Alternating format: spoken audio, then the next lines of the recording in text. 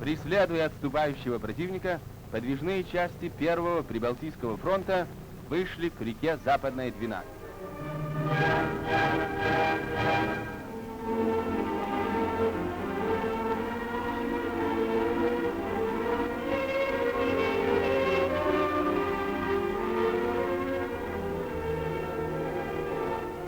Реку форсировали со всей смелостью, быстротой и сноровкой советского воина.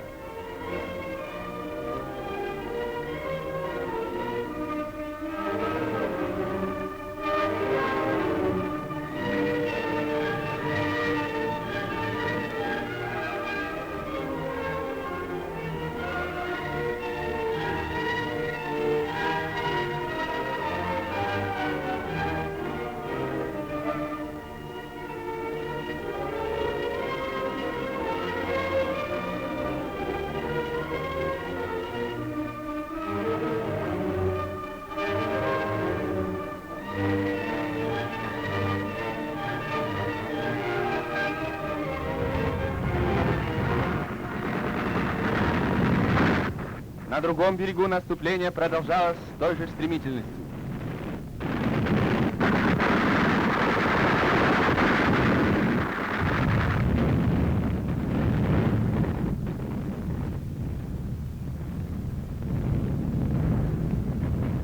Будь здоров, товарищ. До скорого свидания опять на фронте.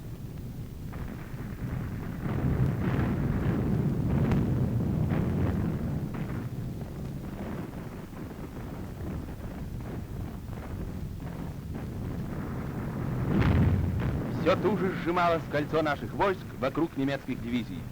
Войска генерала Черняховского, прорвавшие оборону немцев южнее Витебска, с боями продвигались на соединение с войсками генерала Баграмяна. Огонь артиллерии сопровождения расчищал путь пехоте.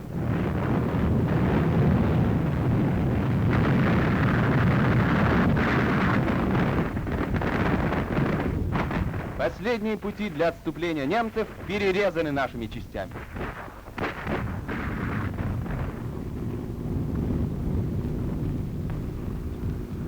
Поддержанные массированными ударами артиллерии и авиации, наши войска прорвали оборону Витебского укрепленного района немцев северо-западнее и южнее города Витебск и, развивая стремительные и глубоко охватывающие удары, в третий день наступления завершили окружение группировки немцев в составе 5 дивизий. Не давая врагу ни минуты передышки, наши войска ворвались на окраины Витебска.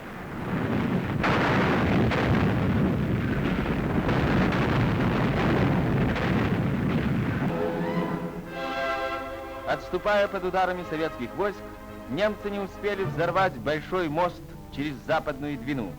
Наши саперы обезвредили мины, заложенные немцами.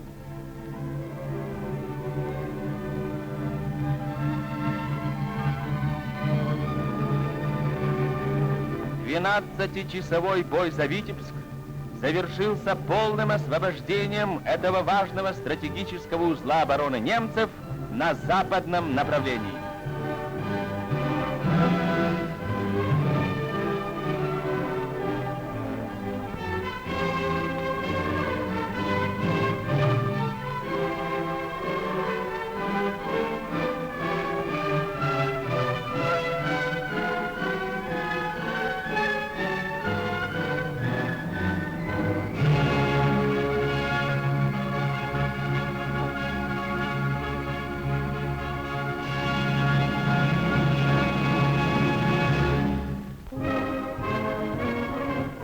Части полковника Савченко.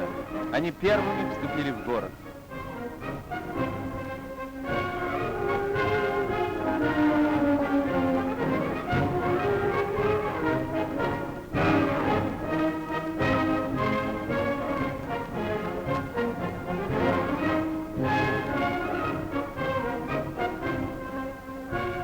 Из всего населения Витебска в городе осталось 800 жителей. Истрадавшиеся, измученные фашистской неволей, они радостно встречали своих избавителей.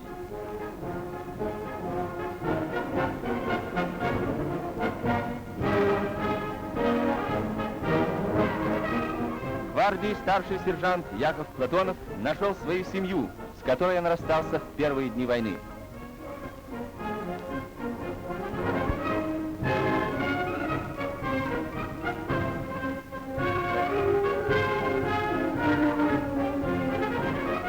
Витебск возвращен в семью советских городов.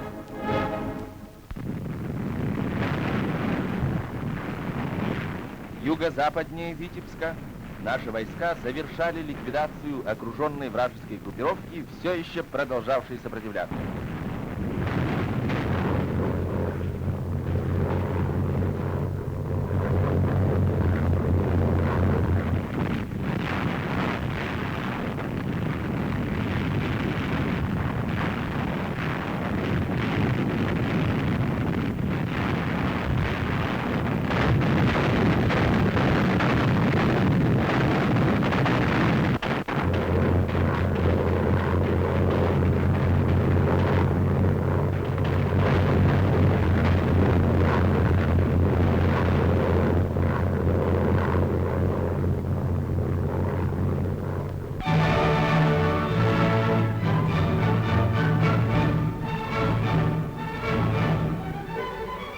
Вот оно, поле битвы.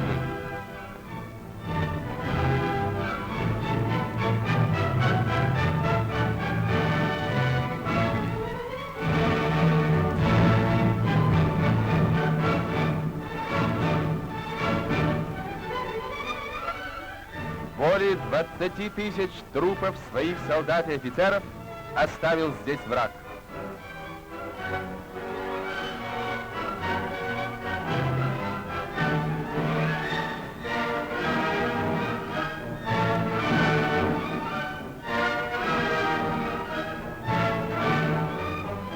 На полях осталась вся техника и вооружение разгромленных немецких дивизий.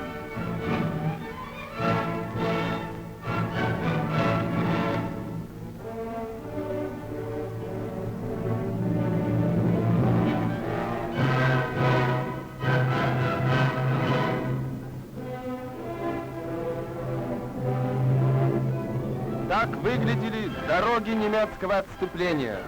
Дороги разгрома немцев под Витебском.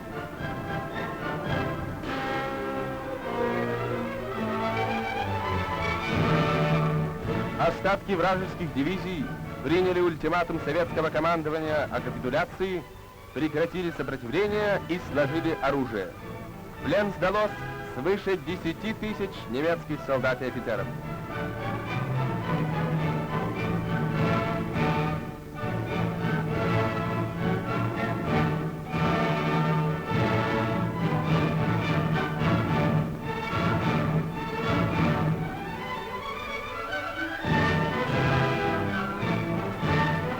В плен попали немецкие генералы.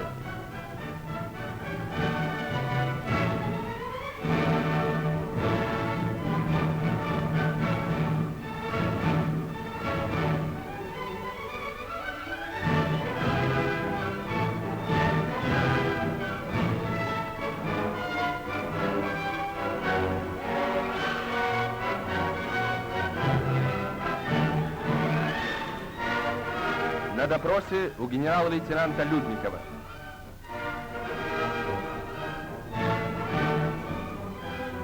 Командир 53-го армейского корпуса немцев, генерал от инфантерии Гольвицер и начальник штаба корпуса полковник Шмидт.